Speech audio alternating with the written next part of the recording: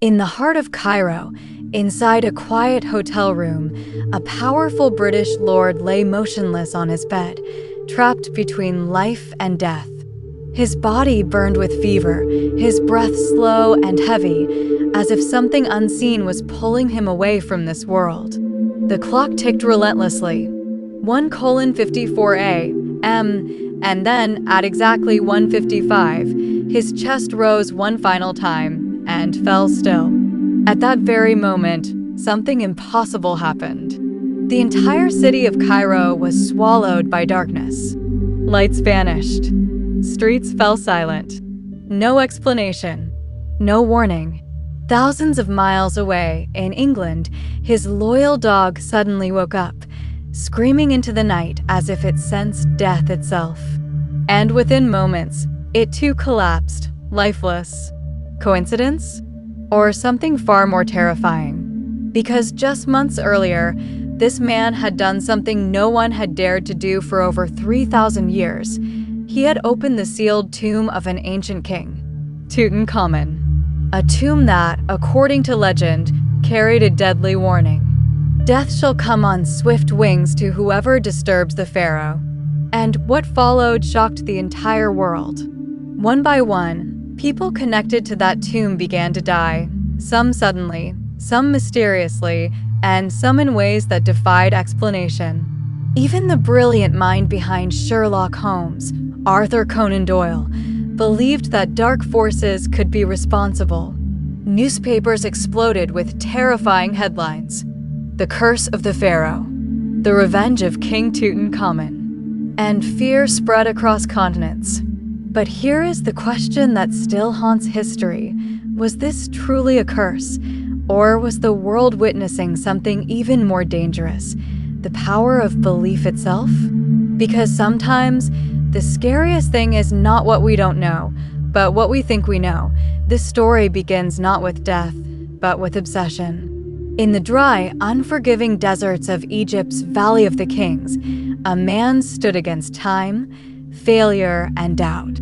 His name was Howard Carter, and for years, he had been chasing a ghost, a forgotten king whose name had almost vanished from history, Tutankhamun. Carter was not born into privilege or academic brilliance. He was the son of a painter, a boy who never received formal education due to illness. But what he lacked in schooling, he made up for in determination. His journey to Egypt began with a simple talent, his ability to draw. At just 17, his sketches caught the attention of a wealthy aristocrat, Lord Carnarvon, a man fascinated by ancient Egypt and willing to spend a fortune to uncover its secrets. For 15 long years, Carnarvon funded Carter's excavations, pouring enormous wealth into the desert sands, yet finding nothing of significance. Time was running out. Frustration was growing. And finally, Carnarvon gave Carter one last chance, one final season. If nothing was discovered, the funding would end forever. Then came November 4th, 1922, the day everything changed. Beneath layers of sand, a single carved step emerged. It was small, almost insignificant, but to Carter, it was everything.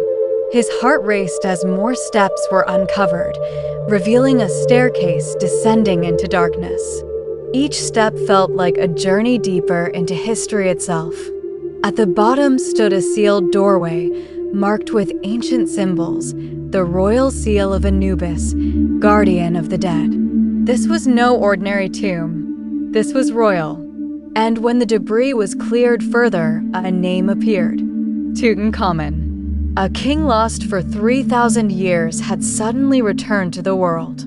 On November 26th, Carter made a small hole in the sealed door. Warm air rushed out, carrying with it the breath of centuries. He held up a candle, peering inside as golden reflections danced in the darkness. Behind him, Carnarvon asked, "Can you see anything?" Carter's reply would become legendary. Yes, wonderful things. Inside lay a treasure beyond imagination. A perfectly preserved royal tomb, untouched by time. Gold glittered everywhere. Statues stood silently, guarding their king. A solid gold coffin held the young pharaoh. Thousands of artifacts, jewels, weapons, chariots, and over 100 walking sticks told the story of a fragile king who once ruled a powerful empire. It was one of the greatest discoveries in human history. But with discovery came something unexpected: fear. The first strange incident seemed small, almost dismissible. Carter's pet canary, a bright golden bird, was found dead, killed by a cobra that had entered its cage. In ancient Egypt, the cobra symbolized royal power and divine protection. To the local workers, this was no coincidence. It was a warning. Soon after, something far more serious happened. In early 1923, Lord Carnarvon suffered an insect bite. A simple wound, but in a time before modern medicine, even the smallest infection could become deadly. While shaving, he accidentally cut the bite, and infection spread rapidly. Fever followed. Weakness consumed him. And on April 5th, 1923, he died in Cairo. But it wasn't just his death that shocked people, it was the circumstances surrounding it. At the exact moment of his death, the lights in Cairo reportedly went out. And far away in England, his dog died the same night. The story exploded across newspapers. Headlines screamed of a curse. Even Arthur Conan Doyle suggested that supernatural forces might be involved. From that point on, every death connected to the tomb became part of a growing legend. Wealthy visitors, scientists, assistants, when they died, no matter the cause, their deaths were linked to the curse. Fear spread quickly, fueled by media and imagination. But hidden beneath the drama was a much simpler truth. Many of those who died were already ill. Some were elderly. Others died years later, not immediately after the tomb's discovery. And most importantly, the central figure of the entire story, Howard Carter, lived for 16 more years after opening the tomb. If a curse truly existed, why did it spare the man most responsible? The answer lies not in ancient magic, but in human psychology. When people encounter events they cannot easily explain, they search for meaning. In the 1920s, science was still developing, and understanding of infections and bacteria was limited. Ancient tombs, sealed for thousands of years, often contained harmful microorganisms, fungi like aspergillus that could affect the lungs and weaken the body. Combined with poor medical treatment at the time, even minor illnesses could become fatal. But instead of accepting natural explanations, people chose a more dramatic story, a curse. The most shocking truth came years later. The famous curse inscription that supposedly warned intruders? It never existed. Investigations revealed that it was likely invented by journalists seeking sensational headlines. The idea of the curse was not discovered, it was created. A myth born from fear, coincidence, and storytelling. And yet, this myth became stronger than reality itself. Meanwhile, the real story of Tutankhamun was far more tragic than any curse. He was a young king, placed on the throne as a child during a time of chaos. His father had disrupted Egypt's religious system, causing unrest across the kingdom. Tutankhamun tried to restore balance, but his life was short. Suffering from genetic disorders due to royal inbreeding, he was physically weak and dependent on walking sticks. At just 18 or 19 years old, he died, leaving behind a legacy that would remain hidden for millennia. Ironically, his obscurity protected his tomb. While other royal tombs were looted, his remained untouched, waiting for discovery. In the end, the curse of the pharaoh was not a supernatural force. It was a story shaped by human fear, media exaggeration, and coincidence. But it achieved something remarkable. It brought Tutankhamun back to life in the minds of millions. Ancient Egyptians believed that a person dies only when their name is forgotten. For 3,000 years, Tutankhamun was silent. But today, his name echoes across the world. And perhaps, in a strange way, the so-called curse did not bring death, it brought immortality. The story of the so-called Curse of the Pharaoh, linked to Tutankhamun, had a powerful and lasting impact far beyond the deaths and mystery surrounding it. One of its strongest effects was psychological. People across the world became deeply fearful, not because of proven facts, but because of how the events were presented. When several individuals connected to the tomb died over time, the human mind naturally tried to connect these unrelated incidents into a single pattern. This is a basic psychological tendency. When we cannot explain something, we often create a narrative that feels meaningful, even if it is not true. As a result, many began to genuinely believe in the curse, showing how powerful fear and belief can be in shaping reality. At the same time, the story had a massive impact on media and journalism. Newspapers in the 1920s turned the events into sensational headlines, exaggerating details to capture public attention. Each death was framed as another victim of the curse, which increased newspaper sales and public fascination. This marked an important shift in media culture, where storytelling became more dramatic and emotionally charged.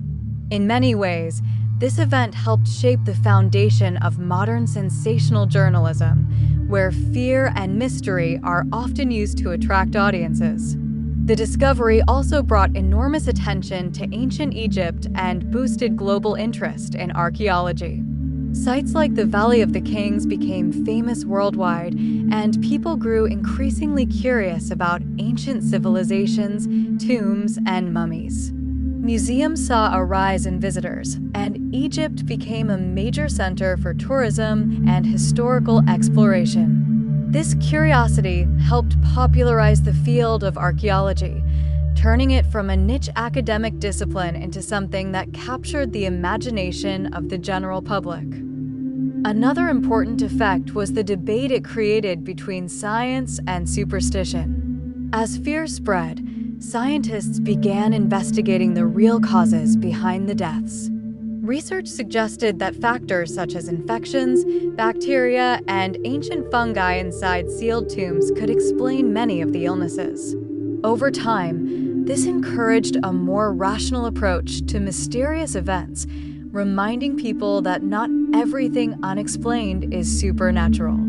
The story became an example of how science can challenge myths and provide logical explanations for seemingly strange occurrences.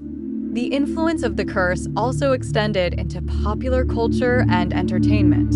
It inspired countless books, films, and stories about ancient curses, mummies, and hidden tombs. Movies like The Mummy drew heavily from this fascination, turning the idea of cursed tombs into a global entertainment theme. Even today, whenever people hear about ancient Egypt, the idea of a curse often comes to mind, showing how deeply this narrative has been embedded in culture.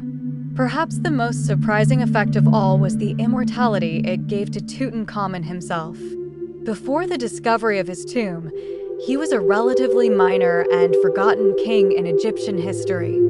However, because of the global attention, mystery, and media coverage, his name became one of the most famous in the world. In a way, the curse did not destroy his legacy, it revived it. Ancient Egyptians believed that a person truly dies only when their name is forgotten, and through this story, Tutankhamun's name achieved a form of eternal life. In the end, the real effect of this story was not death or destruction, but influence. It shaped how people think, how media operates, how science responds to mystery, and how history is remembered. It proved that sometimes a powerful story can be more influential than the truth itself. If you enjoyed uncovering the mystery of the Pharaoh's curse and the story of Tutankhamun, don't forget to subscribe to the channel and turn on notifications so you never miss the next deep, cinematic story. Your support helps bring more powerful documentaries, hidden histories, and untold truths to life. Stay curious, because the next story might be even more unbelievable than this one.